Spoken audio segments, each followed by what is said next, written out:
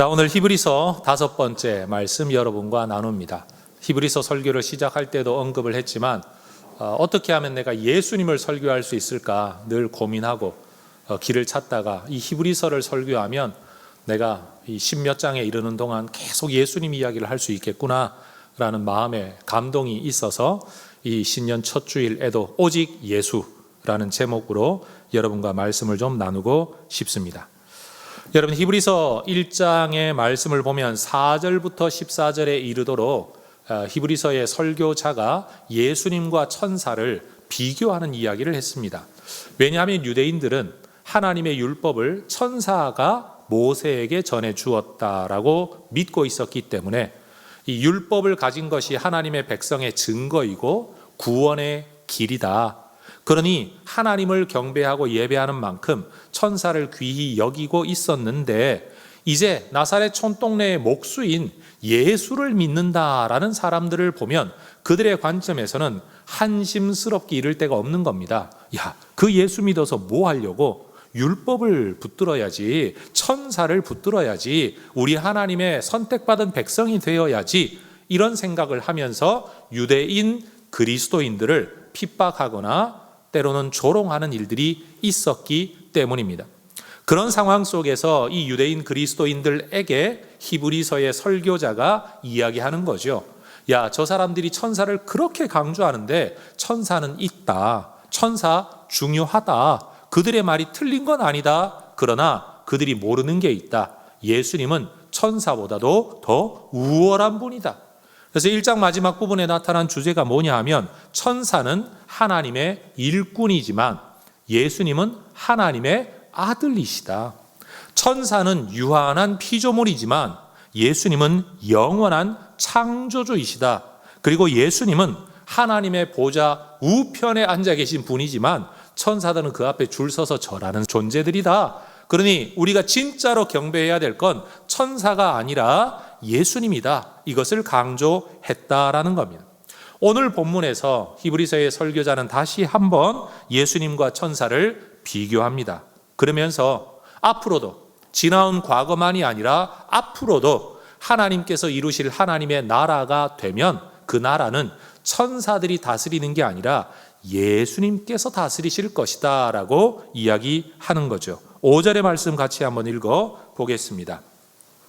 하나님이 우리가 말하는 바 장차 올 세상을 천사들에게 복종하게 하심이 아니니라. 좀 쉽게 번역한 현대인의 성경이라는 말씀을 읽어보면 이렇게 번역을 합니다. 하나님은 우리가 말하는 장차 올 세상을 천사들이 통치하도록 맡기지 않으셨습니다. 그럼 누구에게 맡기셨을까요? 예수님에게 맡기신 거죠. 7절, 그를 영광과 존귀로 관을 씌우시며 8절, 만물을 그 발 아래 복종하게 하셨느니라. 그 예수님에게 영광과 존귀로 관을 씌우시고 만물을 예수님의 발 앞에 복종하게 하셨다라고 말합니다. 이 주제에 관해서는 바울이 에베소서에서도 우리에게 이미 말씀한 바가 있습니다. 에베소서 1장 20절에서 22절, 그의 능력이 그리스도 안에서 역사하사 죽은 자들 가운데서 다시 살리시고 하늘에서 자기의 오른편에 앉히사 모든 통치와 권세와 능력과 주권과 이 세상뿐 아니라 오는 세상에 일컫는 모든 이름 위에 뛰어나게 하시고 또 만물을 그의 발 아래 복종하게 하시고 그를 만물 위에 교회의 머리로 삼으셨느니라. 에베소서라는 성경은 하나님이 만드신 새로운 공동체, 신인류, 하나님의 구원 백성에 대한 책이다가 보니까 그 새로운 백성 공동체를 교회라고 지칭하면서 예수님을 교회의 머리라고 이야기하고 있지만 사실은 이것은 하나님께서 이루실 완전한 하나님의 나라라고 표현을 한다면 예수님은 만물의 머리와 통치자가 되시는 분이시다. 사실은 같은 주제를 이야기하고 있는 거죠. 그런데 여러분, 분명 하나님께서는 예수님을 만물의 통치자로 삼으셨지만 아직까지는 우리의 눈에 만물이 예수님에게 굴복하고 있지를 않아 보입니다. 여러분 보기도 그러시죠? 성경은 이렇게 이야기하죠. 8절, 만물로 그에게 복종하게 하셨은즉 복종하지 않은 것이 하나도 없어야 하겠으나 지금 우리가 만물이 아직 그에게 복종하고 있는 것을 보지 못하고 있다. 이게 현실입니다. 분명 하나님은 예수님을 만물의 통치자로 삼으셨고 오는 세상, 말 그대로 새하늘과 새 땅의 완전한 통치자로 삼으시겠지만 아직 현실은 만물이 예수님에게 굴복하고 있지를 않은 겁니다. 그래서 로마서를 읽어보면 죄와 죽음의 권세 아래 놓여서 진짜 구세주 영원한 통치자이신 예수님 앞에 굴복하지 않는 이 피조 세상이 사실은 죄와 어둠의 권세 아래에서 탄식하고 있다라고 이야기를 합니다. 로마서 8장 20절에서 22절입니다.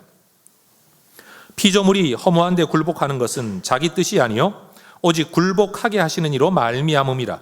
그 바라는 것은 피조물도 썩어짐의 종노릇한 데서 해방되어 하나님의 자녀들의 영광의 자유에 이르는 것이니라. 피조물이 다 이제까지 함께 탄식하며 함께 고통을 겪고 있는 것을 우리가 아느니라.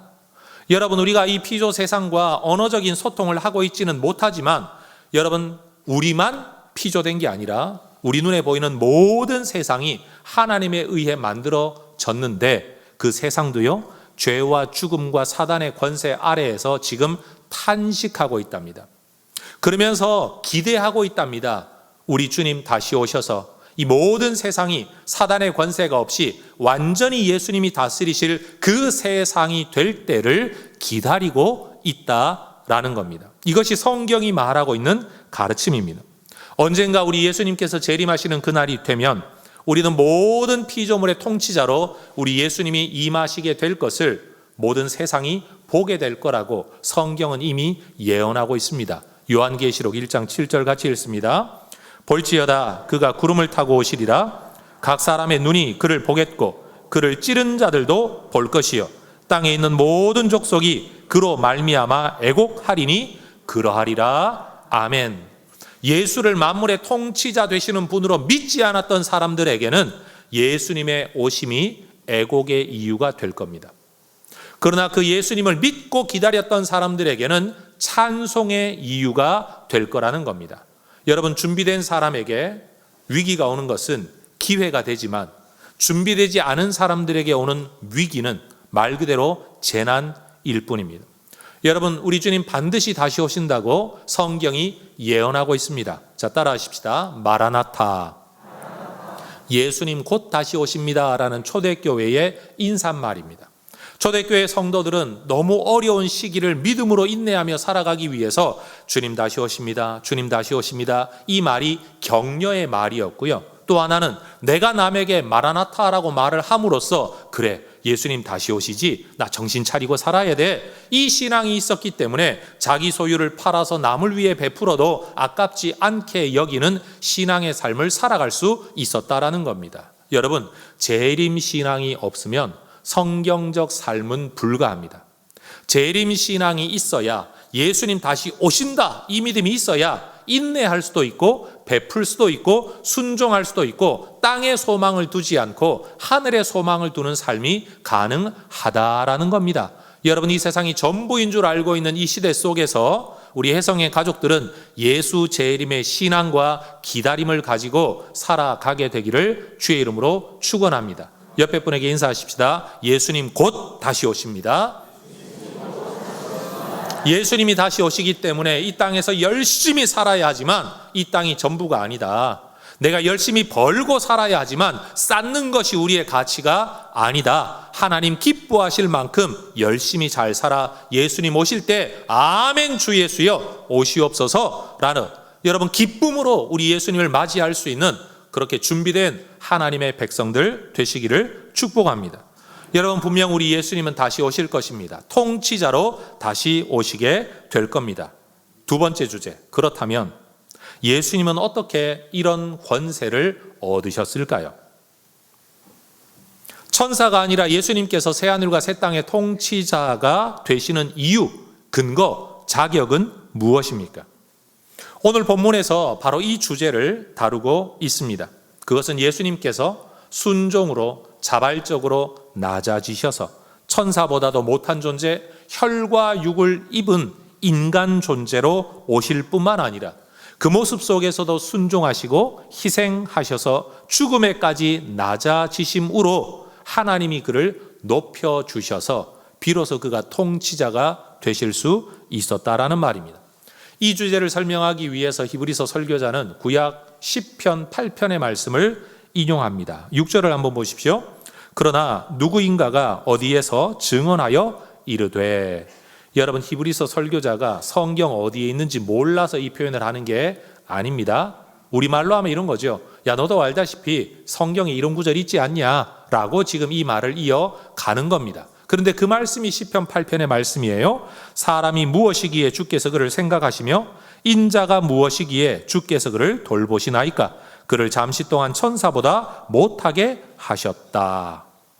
여러분, 원래 시편 8편의 이 구절은 하나님께서 피조물일 뿐인 우리 인간을 얼마나 존귀하게 만들어주시고 대우해 주시는지를 찬양하는 겁니다. 사실은 천사보다 조금 못한 게 아니라요, 우리 인간, 인자, 사람의 아들인 이 사람을 하나님보다 조금 못하게 하시고 모든 피조물의 머리로 우리를 삼아주셨다. 하나님이 아무것도 아닌 우리를 이렇게 높여주셨다라는 것을 찬양하는 내용이 원래의 시편 8편의 의미입니다. 그런데 지금 히브리서 설교자는 그 말씀을 가지고 예수의 십자가 죽음과 그리고 하늘로 올리워지심과 그리고 모든 통치자 되심의 이 관점을 가지고 이 시편 8편의 말씀을 재해석합니다. 여기에서는 사람이 아니라 예수님으로, 하나님이 아니라 천사로 재해석해서 9절에 이런 말씀을 하죠. 오직 우리가 천사들보다 잠시 동안 못하게 하심을 입은 자 곧 죽음의 고난 받으심으로 말미암아 영광과 존귀로 관을 쓰신 예수를 우리가 보고 있다. 여러분, 우리 영원한 창조주이신 하나님이 인간으로 오심으로 천사보다도 못한 존재가 되셨습니다. 그런데 하나님은 그를 높이셔서 영광과 존귀로 관을 씌우셨다. 그러면서 이 시편 8편을 인용하고 있는 거죠. 그러면서 10절은 이야기합니다. 그들의 구원의 창시자를 고난을 통하여 온전하게 하심이 합당하도다. 여러분, 예수님은 하나님의 아들이십니다. 이미 완전한 분입니다. 그런데 무엇가 더 온전해져야 된다라는 말입니까?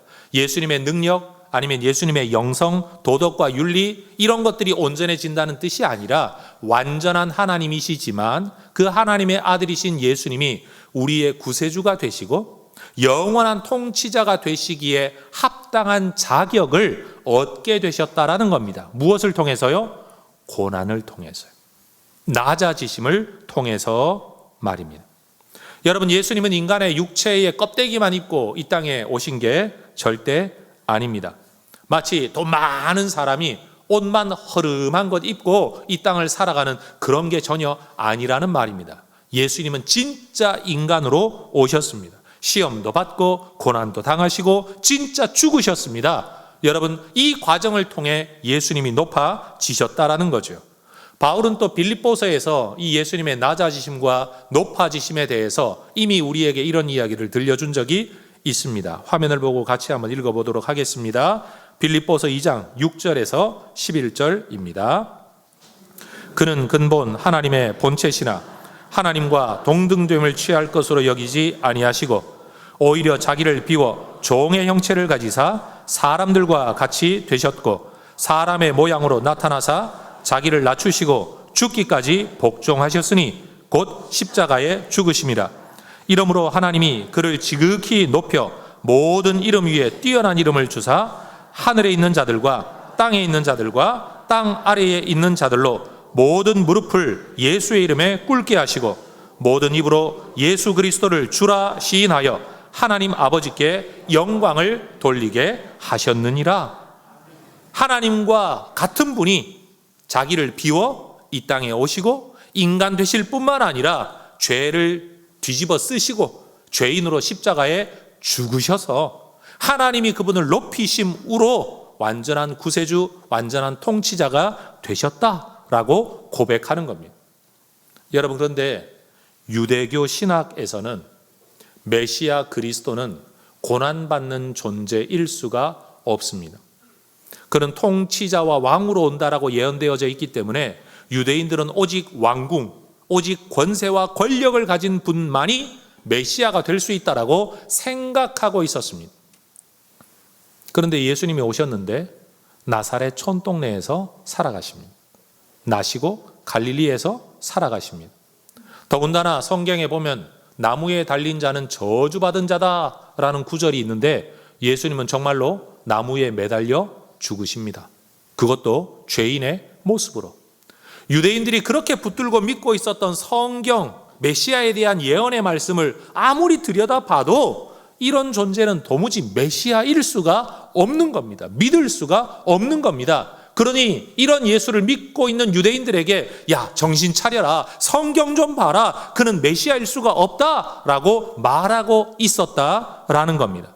그러나 여러분, 오늘 우리가 성경을 통해 알고 있듯이 비록 예수님이 인간으로 오시고 천한 곳에 오시고 말구유에 오시고 십자가에서 돌아가셨지만 우리는 그분이 왕이심을 믿습니다.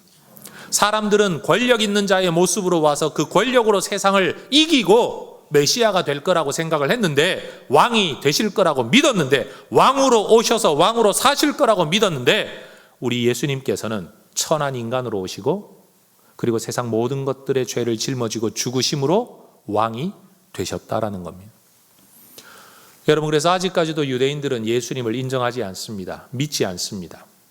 그래서 여러분, 유대교도 구약 성경을 경전으로 삼고 우리도 구약 성경을 하나님의 말씀이라고 믿고 있지만 우리는 예수님의 빛 아래에서 구약을 보고 있지만 그들은 예수 없는 구약만 붙들고 살아가고 있습니다. 여러분, 예수님께서 십자가에 달려 죽으시고 사실은 부활까지 하셨지만 유대교 신학과 전통 속에 매여 있었던 어떤 제자들은 여전히 야, 우리는 그분이 우리의 메시아일 줄 알았는데 저런 모습으로 허무하게 죽는 걸 보니 정말 우리의 메시아가 아닌가 보다. 그러면서 어떤 두 사람이 엠마오로 가는 길에 예수님에 대한 대화를 나누며 길을 가고 있었습니다.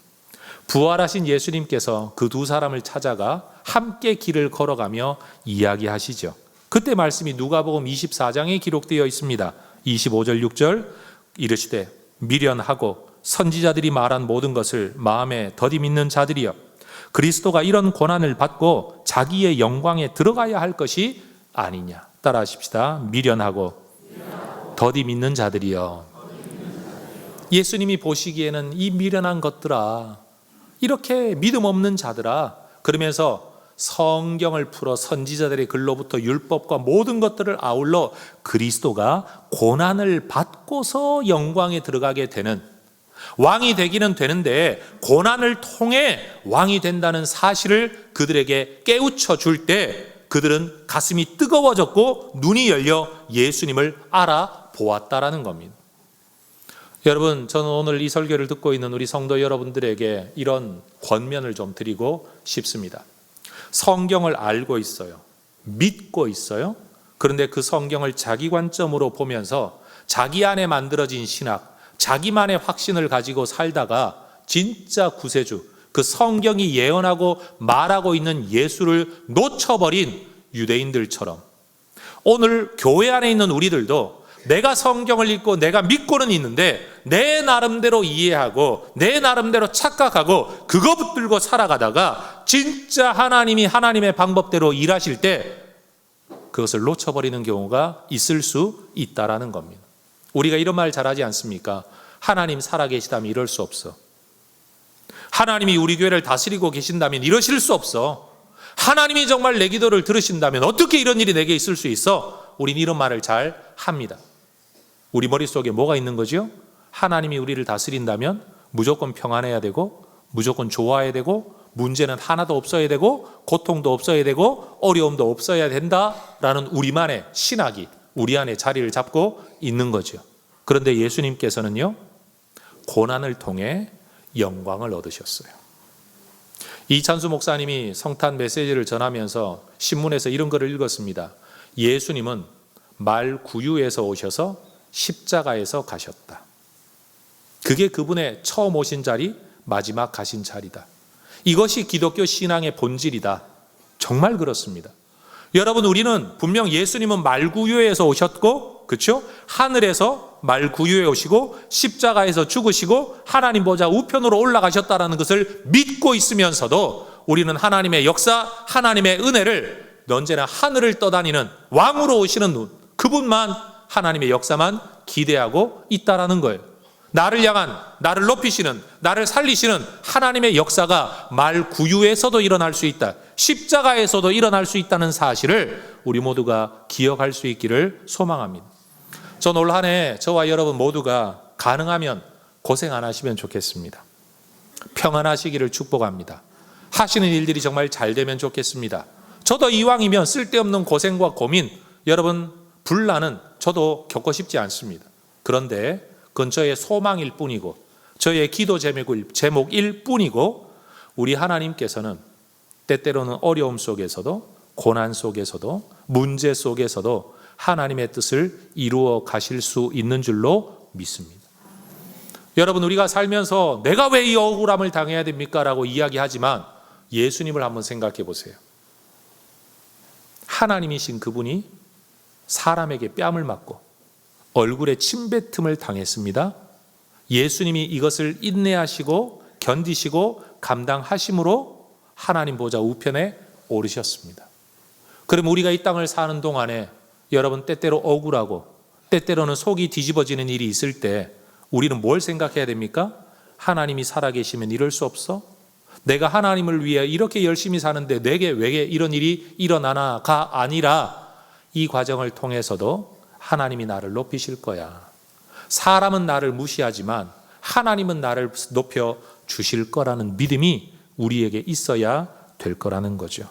여러분, 낮아짐으로 높아지는 이 성경의 가르침을 우리 모두 가슴에 새기며 올 한 해 살아갈 수 있기를 축복합니다.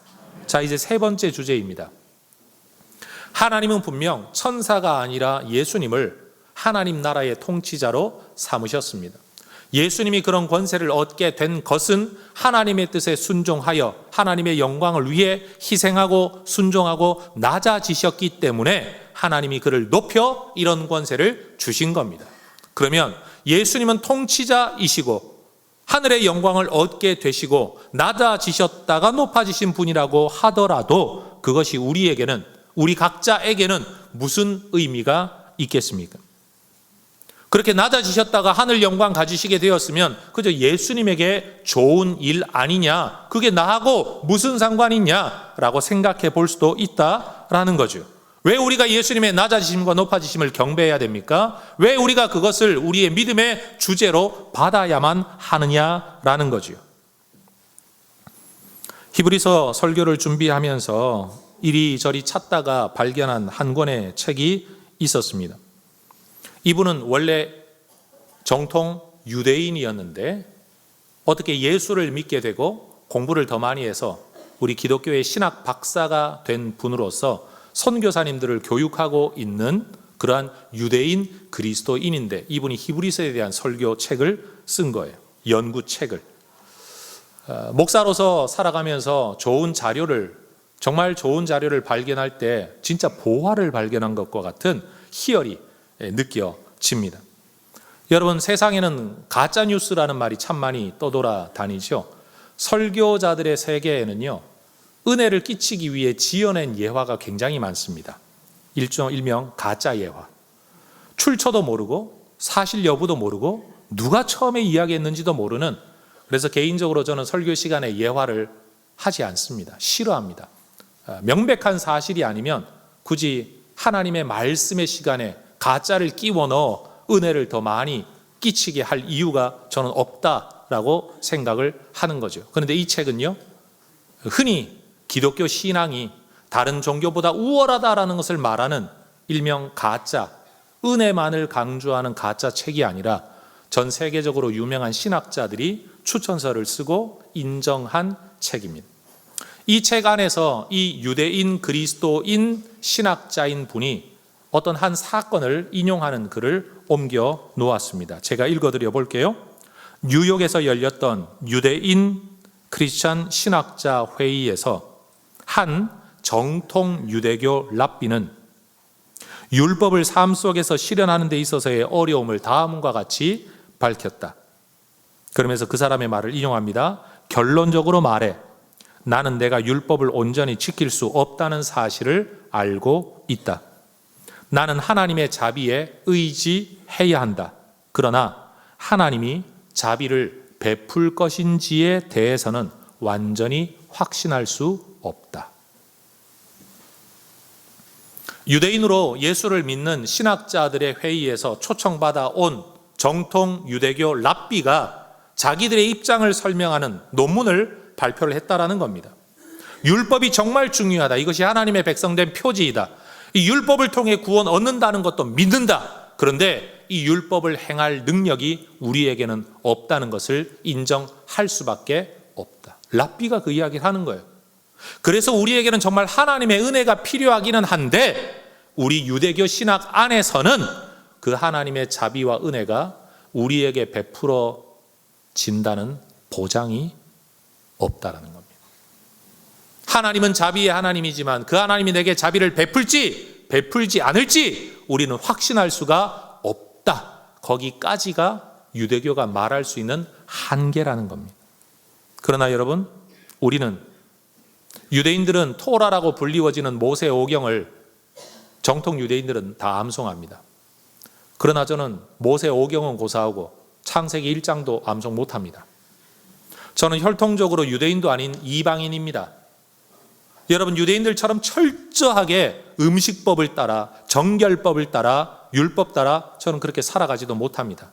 그런데 그렇게 철저하게 살아가는 유대인들은 하나님의 자비의 길을 모르고 있는데 이방인이고 성경 하나 제대로 암송 못하는 저는요, 하나님의 자비를 받는 길을 알고 있고 이미 들어와 있다라고 확신합니다. 여러분, 그 길이 무엇입니까? 바로 예수 그리스도라는 길입니다.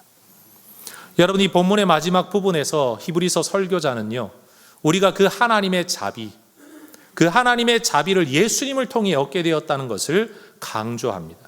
예수님이 그저 만물의 통치자가 되신 게 아니라 낮아지시고 높아지심으로 되었는데 그 낮아지시고 높아지는 그 일이 예수님 자신을 위한 일이 아니라 사실은 우리를 위한 일이었다라는 것을 강조하는 거죠. 9절을 한번 보십시오. 이를 행하심은 하나님의 은혜로 말미암아 모든 사람을 위하여 죽음을 맛보려 하심이라. 죽기는 죽었지만 죽음에 머물러 계시지 않기 때문에 잠깐 죽음을 경험했다라는 것을 죽음을 맛보았다라는 표현을 사용하고 있는 거죠. 왜 예수님이 죽음을 맛보십니까? 모든 사람을 위해 죽음을 맛보십니다. 모든 사람을 위해 왜 죽음을 맛보십니까? 하나님의 은혜 안에 그들을 이끌어 드리기 위해서입니다. 그래서 17절은 말씀합니다. 그러므로 그가 범사에 형제들과 같이 되심이 마땅하도다. 이 형제들이 누구냐? 혈과 육을 가진 연약한 우리 인간을 말하는 겁니다. 왜 예수님이 인간처럼 되심이 마땅합니까? 하나님의 일에 자비하고 신실한 대제사장이 되어 백성의 죄를 속량하려 하심이라. 사람의 죄를 속량하려면 사람이 돼야 되지 않겠습니까? 바로 예수님이 그렇게 우리 가운데 오셨다라는 겁니다. 하나님의 아들이 인간이 되시고 죽임당함으로 만물의 통치자가 되는 영광을 얻으시는 이 모든 일이 우리를 하나님의 은혜, 하나님의 자비 안에 들어갈 수 있게 하시기 위함이었다는 겁니다. 여러분, 예수님은 우리를 이끌어 구원의 문, 생명의 문, 하늘의 문을 열고 우리를 이끌고 들어가시는 안내자, 가이드가 되십니다. 성경은 이렇게 말합니다. 10절, 그로 말미암은 이가 많은 아들들을 이끌어 영광에 들어가게 하신다. 여러분, 우리가 예수님 따라 예수님 믿고 예수님 뒤에 설 때 하늘의 영광에 들어가게 될 줄로 믿습니다. 하나님의 자비에 들어가게 될 줄로 믿습니다. 왜냐하면 우리 예수님은 우리를 거룩하게 하시니까요. 11절, 거룩하게 하시는 이 예수님입니다. 거룩하게 함을 입은 자들, 우리 성도들입니다. 이들이 다 한 근원에서 나왔다. 다시 말하면 예수님은 우리를 거룩하게 하신다라는 겁니다. 뿐만 아닙니다. 11절, 그러므로 형제라 부르시기를 부끄러워하지 아니하신다. 예수 믿는 우리를 예수님은 형제라고 불러주신답니다. 12절, 이르시되 내가 주의 이름을 내 형제들에게 선포하고 내가 주를 교회 중에서 찬송하리라. 우리를 형제 삼으시고 우리를 교회 삼으셨습니다. 13절, 하나님은 예수님을 통해 우리를 하나님의 자녀로 삼아주십니다. 같이 읽습니다. 13절입니다. 또다시 내가 그를 의지하리라 하시고 또다시 볼지어다 나와 및 하나님께서 내게 주신 자녀라 하셨으니, 여러분 구약에 있는 말씀을 들고 이 자녀, 하나님의 자녀라는 말을 그래 우리는 선택받은 백성이야 정도로만 해석하던 사람들에게 예수 근거하여 그 구절을 다시 해석을 해보니 그건 하나님의 백성된 정도가 아니라 진짜 우리가 하나님의 자녀가 되었다라는 겁니다. 그리고 예수님은 우리를 죽음의 두려움에서도 벗어나게 하십니다. 14절, 자녀들은 혈과 육에 속하였음에 그도 또한 같은 모양으로 혈과 육을 함께 지니심은 죽음을 통하여 죽음의 세력을 잡은 자 마귀를 멸하시며 또 죽기를 무서워함으로 한평생 매여 종노릇 하는 모든 자들을 놓아주려 하십니다. 여러분 한번 상상해 보십시다. 우리가 영화를 찍습니다. 누군가가 잘못하거나 전쟁에서 패하거나 문제가 있어서 다 죄수가 되었습니다. 한 곳으로 끌려와 수용소에 다 갇혀 있습니다. 이들을 관리하기 위해 악덕 관리들이 여러분 채찍으로 이들을 때리면서 관리를 합니다. 이거 하나 맞지 않으려고 두려워 벌벌 떨면서 여러분 그 안에서 근근히 살아가고 있는 우리에게 어느 날 새로운 죄수 한 명이 들어오는데 이 죄수는 죄를 짓지도 않았는데 자발적으로 수용소로 들어옵니다. 그러면서 우리처럼 채찍을 대신 맞습니다. 그러면서도 그가 승리하되 채찍, 죽음이라는 채찍을 휘두르는 마귀를 한쪽으로 멸하시고 또 한쪽으로는 죽음에 매여 두려워하고 있는 우리를 풀어놓아 자유롭게 해주시는 분, 우리의 진정한 영웅 예수님에 대한 이야기가 이 본문에 이렇게 묘사되어 있다라는 겁니다. 성도 여러분, 우리는 예수님을 믿게 될 때 육체의 죽음은 경험하게 되겠지만 육체의 죽음이 영원한 죽음이 되지 않는다는 것을 믿고 살아가는 사람들인 줄로 믿습니다.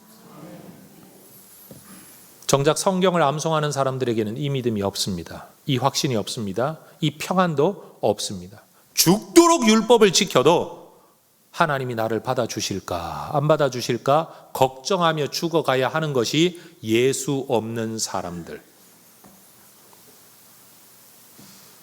여러분, 우리 주님은 예수를 구세주로 믿고 삶의 주인으로 모시고 따라가는 우리를 도와주십니다. 특별히 18절의 말씀이 결론부이지만 여러분 같이 한번 읽어볼까요? 그가 시험을 받아 고난을 당하셨은즉 시험 받는 자들을 능히 도우실 수 있느니라. 세상의 신은 어딘지는 모르지만 높고 높은 신들의 세계에만 있고요. 인간은 무슨 수를 써서든지 그 신을 감동시켜 그들의 능력으로 우리에게 은혜를 베풀기를 우리는 힘을 써야만 되는 게 세상의 종교입니다. 신들이 우리를 돕는다고 할지라도 너희들 도움이 필요하냐? 뭐 그런 걸 가지고 걱정하니 옛다. 이거나 먹고 떨어져라 하고 하늘의 능력을 베푸는 정도가 세상의 신입니다. 그러나 우리가 믿는 예수님은요, 높은 곳에만 계시지 않고 이 땅에 오셨을 뿐만 아니라 배고프고 헐벗고 굶주리고 시험당하고 심지어 어머니에 대한 책임감 때문에도 마지막 십자가 지시기 전에 제자에게 어머니를 부탁을 해야만 되는 가족 관계의 부담까지도 예수님은 다 경험해 보시고 그리고 하늘로 올라가신 우리의 구세주라는 말입니다. 주님은 우리를 아십니다. 여러분, 주님은 우리의 형편을 아시고 우리의 마음을 아시고요, 우리의 감정도 아시는 줄 믿습니다. 이런 분이 우리의 대제사장이라는 거죠. 만약 예수님이 천사들을 도와주고 천사들을 위해 일하는 분이라면 인간으로 오실 이유가 없지 않습니까? 그게 바로 히브리서 설교자의 강조점입니다. 16절을 한번 보십시오. 이는 확실히 천사들을 붙들어 주려 하심이 아니요 오직 아브라함의 자손을 붙들어 주려 하심이라. 예수님이 이 땅에 왜 오셨냐? 누구 때문에 오셨다고요? 인간 때문에 오셨다고요. 저는 오늘 지금 세 가지 주제를 설교하고 있습니다. 여러분, 예수님은 천사들과 비교할 수 없는 만물의 통치자이다. 하나님 보좌 우편에 계신 영원한 통치자이시다. 이분이 왜 이런 자격을 얻게 되었느냐? 낮아지시고 높아지신 은혜 때문에 그렇게 된 거다. 사역 때문에 된 거다. 그러면 그분이 낮아지시고 높아져서 만물의 통치자가 된 게 우리하고는 뭔 상관이 있냐? 그 모든 것들이 우리를 위한 거다라는 겁니다. 우리를 위한 것. 남을 위한 게 아니라, 천사를 위한 게 아니라 우리를 위한 것이라는 겁니다. 인류 역사를 보면 때때로 위대한 지도자들 가운데 자기가 이끄는 공동체, 부하 또는 나라를 위해 자기가 대신 목숨을 내어놓는 숭고한 가치를 가진, 리더십을 가진 지도자들이 종종 있었습니다. 그러나 우리는 압니다. 그가 남을 위해 자기의 목숨을 내어놓았다고 할지라도, 그렇다고 해서 그 사람들이 문제에서 벗어날 수는 있었겠지만, 한번 그 사람이 죽었다고 해서 그들이 마귀로부터 놓여나거나 죽음의 문제를 해결했거나 두려움에서부터 완전히 자유로워진 적은 없습니다. 그러니 예수님의 죽음과 지도자들의 죽음을 동격으로 둘 수가 없는 거죠. 더군다나 그들은 남을 위해 죽을 수는 있지만 죽음으로 끝났습니다. 그러나 예수님은 우리를 위해 죽으셨고 살아나셔서 지금도 우리를 돕고 계십니다. 여러분, 사람은 남을 위해 한 번은 희생할 수 있습니다. 한 번의 목숨을 내어놓을 수는 있습니다. 그러나 우리 예수님은 목숨을 내어놓으셨을 뿐만 아니라 부활하여 함께 살아가고 계시는 줄로 믿습니다. 그럼 우리는 또 말할 수 있죠. 야, 만약 그럴 수만 있다면 나도 죽겠다. 나 하나 죽어서 많은 사람들이 유익을 얻을 수만 있다면 나도 죽을 수 있겠다. 여러분, 죽는 것까지는 괜찮은데요, 내가 아무리 죽고 여러분이 아무리 죽어도 우리의 죽음이 남의 죄 문제 해결하지 못하고, 두려움 문제 해결하지 못하고, 죽음의 문제 해결하지 못하고, 구원의 문제 해결하지 못한다는 겁니다. 그러니 예수님의 죽음은 독보적입니다. 유일합니다. 여러분, 누구도 흉내낼 수 없는 죽음이라는 겁니다. 한참 신학을 처음 공부하기 시작할 때, 젊을 때 20대에 그 머리 막 쓰는 그때 어느 날 갑자기 제 마음속에 하나님의 은혜, 예수님의 구원 사역에 대하여 물음표가 하나 생겼습니다. 약간 삐딱한 생각이었어요. 그게 뭔가 하면, 늘 기도하거나 신학을 배우면 우리 예수님이 우리 모든 인류를 위해 죽어주셨다. 그러니까 그래? 그럼 예수님이 우리 모든 인류를 위해 죽어주셨으면 내가 하나님께, 예수님께 받는 은혜도 결국 구원받을 모든 사람 총합 분의 1만 받은 거 아닌가? 갑자기 이런 생각이 제 마음속에 떠오르는 겁니다. 예를 들면 이런 거죠. 지금 이 자리에 있는 우리 모두를 위해 예수님이 죽어주셨습니다. 여러분, 우리가 감사하죠?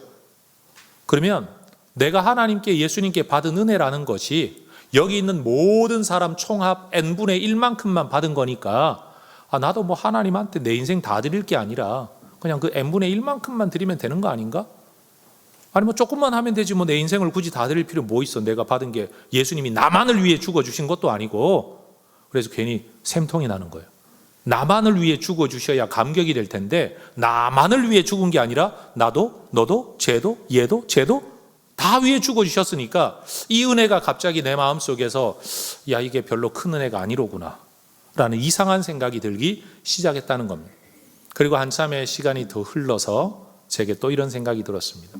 분명 내가 받은 은혜는 구원받을 숫자 총 숫자 분의 1, n분의 1만큼 받은 게 맞는데, 그 n분의 1의 은혜가 나 하나를 놓고 볼 때는 내 목숨 전체예요. 내 인생 전체인 거예요. 그렇죠, 여러분? 우리가 받은 은혜가 바로 이 은혜인 줄로 믿습니다. 여러분, 예수님만이 우리의 유일한 구세주이십니다. 예수님이 우리의 유일한 통치자이십니다. 예수님이 이런 자격을 얻게 된 것은 우리를 위해 자기 목숨, 인생을 완전히 내어놓으셨기 때문에 가능합니다. 예수님이 그렇게 높아지셨으니 뭐 예수님이야 그런지 몰라도 나는 뭡니까? 라고 묻는 우리에게 내가 너를 위해 그 과정을 거쳤다라고 말씀하십니다. 우리를 거룩하게 하시고, 우리를 이끌어 하나님의 영광의 문으로 들어가게 하시고, 하나님 자녀 삼으시고, 우리를 형제라고 부르시고, 여러분, 우리를 위해 대신 돕고 계신 분으로 존재하고 계신다는 겁니다. 여러분, 우리가 하나님께로부터 받은, 예수님을 통해 받은 은혜가 얼마나 큽니까? 저는 이 설교를 준비하면서 그 유대교 랍비의 이야기가 계속 묵상이 되었어요. 열심히 살아야 된다. 율법 지키며 살아야 된다. 그런데 우리는 다 지킬 수 없다. 인간성에 한계가 있다. 그래서 우리는 자비가 필요하다. 그러나 그 자비가 내게 주어진다는 확신은 내가 가질 수가 없다. 여러분, 만약 우리가 헌금을 해서 우리가 예수 없는 어떤 신, 하나님이 계신데 헌금을 통해 그 하나님의 은혜를 얻기를 원한다면 헌금을 얼마나 하면 하나님이 감동하실까요? 만약 절대자 신이 계신데 그 신에게 구원도 있고 모든 게 있고 자비도 있고 다 있는데 문제는 그 자비를 내가 받으려면 뭔가 신에게 감동을 줘야 되는데 만약 기도를 해서 그 자비를 받을 수 있다면 얼마나 기도해야 그 자비를 받을 수 있을까요? 여러분, 우리가 가지고 있는 그 어떤 것으로도 하나님의 자비를 가져올 만한 근거가 없다라는 겁니다. 여러분, 봉사 많이 해서 우리가 복을 받기는 해야 되겠지만 우리가 봉사함으로 복받고 헌금함으로 복받고 예배함으로 복받고 전도함으로 복을 받는다고 할지라도 꼭 기억해야 되는 것은요, 내가 행하는 그것 때문에 복을 받는 게 아니라 그것이 예수라는 이름 안에서, 은혜 안에서, 통로 안에서 이루어지기 때문에 우리에게 은혜와 복이 주어지는 줄로 믿습니다. 우리의 삶을 두고 보면 없는 게 너무 많죠. 받고 싶은데 못 받은 게 정말 많습니다. 저도 개인적으로 하나님 앞에 기도하는 게 있습니다. 교회 사역도 아니고 지극히 한 개인의 정명호를 놓고 하나님, 나 이런 거 좀 줘보세요, 이런 거 좀 줘보세요 기도를 하는데 도무지 응답을 안 하세요. 응답 안 한 기도가 너무 많아요. 근데 여러분, 오늘 성경으로 눈을 돌려 이 말씀을 한번 들여다보면 우리가 받은 게 얼마나 큽니까? 우리가 받은 것이 얼마나 대단한 것입니까? 여러분, 이 말씀으로 들어갈 때 비로소 우리는 감사할 수 있습니다. 감격할 수 있고 예배할 수 있는 겁니다. 올 한 해도 내가 원하는 일 몇 가지 이루어졌냐, 이루어지지 않았나 이것만 쳐다보고 살지 말고 예수 바라보고 살면, 아, 내가 정말 큰 걸 받았구나. 사실 질로 비교하자면 이건 전부 다 없어도 그만인 거고 모든 것을 받았구나. 여러분, 이렇게 고백하게 될 줄로 믿습니다. 해성교회가 이 자리에 왜 모여 있습니까? 오직 예수 때문입니다. 왜 우리가 이렇게 예배라는 것을 하고 있습니까? 예수님 때문입니다. 왜 우리가 찬송합니까? 왜 우리가 사역합니까? 왜 우리가 전도하려고 합니까? 다 예수 때문인 줄로 믿습니다. 여러분, 올 한 해 예수에 사로잡힌, 예수에 붙들림 받은, 아, 예수 믿는다는 게 이런 거로구나. 정말 큰 은혜를 받은 거로구나. 저 율법학자들도, 유대교의 랍비들도 이룰 수 없는 곳에 예수님만 믿으면 이룰 수 있다는 이 놀라운 진리로구나. 여러분, 이 믿음의 확신, 감격 가지고 살아가는 해성의 가족들 되시기를 축복합니다. 기도하겠습니다.